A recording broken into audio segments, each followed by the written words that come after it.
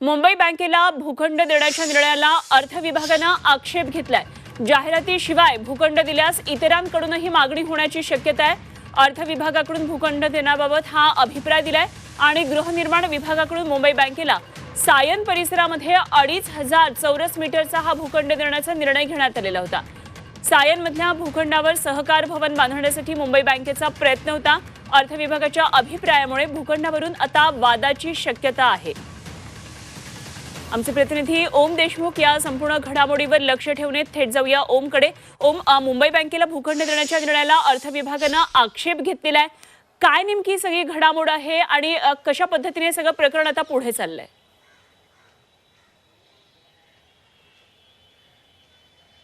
मुंबई बँकेला सायन परिसरामध्ये 2500 स्क्वेअर मीटरचा भूखंड, साधारणपणे 8.5 स्क्वेअर फूटचा भूखंड देण्याबाबत परवा जी राज्य मंत्रिमंडळाची बैठक पार पडली त्यामध्ये मंजुरी देण्यात आली होती। मुंबई बँकेकडनं या भागामध्ये या भूखंडावरती सहकार भवन बांधण्यासाठी प्रस्ताव देण्यात आला। त्यासाठी हा भूखंड जो आहे तो मुंबई बँकेला 30 वर्षांसाठी भाडेपट्ट्यावर देण्यात आला अशी माहिती शासन निर्णयातून समोर आली आहे। मात्र महत्त्वाची गोष्ट म्हणजे या निर्णयावर अर्थ विभागानं निर्णय होण्यापूर्वी अभिप्राय दिला होता की अशा प्रकारे जाहिरात न काढता जर कुठला भूखंड दिला जात असेल तर एक वेगळा पायंडा पडू शकतो आणि इतर संस्था देखील अशाच प्रकारे भूखंड मागू शकतात। त्यामुळे मुंबई बँक ही जी बँक आहे, मुंबईतली एक प्रसिद्ध बँक आहे, जी त्या बँकेचे अध्यक्ष हे प्रवीण दरेकर आहेत आणि प्रवीण दरेकर हे भाजपचे आमदार आहेत, विधान परिषदेतील गटनेते आहेत। त्यामुळे या प्रकरणाला खऱ्या अर्थानं राजकीय वळण प्राप्त होतंय। याबाबत काही आक्षेप देखील नोंदवले जात आहेत। अशा प्रकारे एक प्रकारे लिगॅलिटीला तोडून किंवा जाहिरात न देता, जाहिरात न काढता अशा प्रकारे भूखंड दिला जाऊ शकतो का, याबाबत आता प्रश्न उपस्थित केले जात आहेत।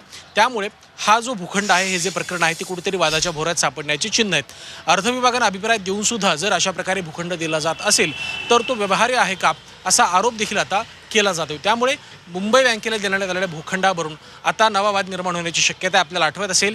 काही महिन्यांपूर्वी अशाच प्रकारे गोरेगाव परिसरातील एक भूखंड या बँकेला देण्यात आला होता, मात्र काही वादामुळे तो निर्णय देखील मागे घेण्यात आला होता। त्यामुळे या निर्णयाबाबत नेमकं काय होतंय, जो भूखंड देण्यात आलाय तो कायम ठेवला जातोय की आणखीन काय होतं हे पाहणं महत्त्वाचं असणार आहे। महत्त्वाचा मुद्दा, मुंबई बँकेकडनं अद्याप तरी या सगळ्या संदर्भात कुठलीही प्रतिक्रिया देण्यात आलेली नाही। आम्ही संपर्क साधला असता त्यांच्याकडनं असं सांगण्यात आलं की याबाबत आज शासकीय अधिकारी या जागेची पाहणी करणार आहेत। त्यामुळे या सगळ्या संदर्भात नेमकं काय घडतंय, अर्थ विभागाच्या आक्षेपानंतर या निर्णयामध्ये काही बदल होतोय का, हे पाहणं महत्त्वाचं असणार आहे। ठीक, ओम, धन्यवाद दिलेल्या या सगळ्या सविस्तर तपशिलांसाठी। जरूर या संदर्भातले अपडेट्स आपल्याकडून वेळोवेळी जाणून घेत राहू। तुर्तास धन्यवाद दिलेल्या माहितीसाठी।